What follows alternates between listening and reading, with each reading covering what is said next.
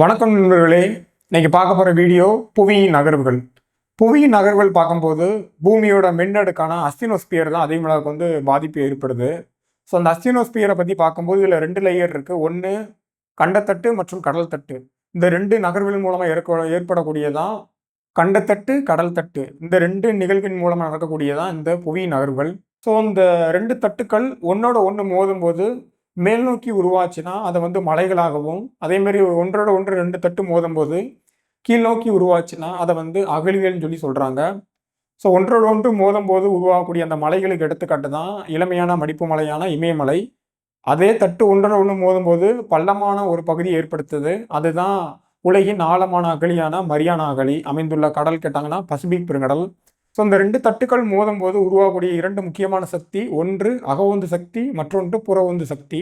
பூமியோட மேற்பரப்பில் ஏற்படக்கூடிய இயற்கையான மாற்றத்தை தான் இந்த புறவுந்து சக்தின்னு சொல்லுவோம். அதுவே அகவுந்து சக்தின்னு கேட்டாங்கன்னா பூமியோட உட்பகுதியில் இந்த தட்டுக்கள் ஒன்றோட ஒன்று மோதும்போது எரிமலை வெடிப்பும் இதன் மூலமாக ஏற்படும். ஸோ இது அகவுந்து சக்தின்னு சொல்லுவாங்க. இந்த புவியின் நகர்வுகள் மூலமாக உருவாகக்கூடியதான் முக்கியமான ஒரு இயற்கை சீற்றமான சுனாமி.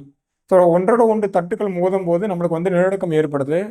நிலநடுக்கத்தை அளக்க பயன்படும் கருவி ரிக்டர் அளவு.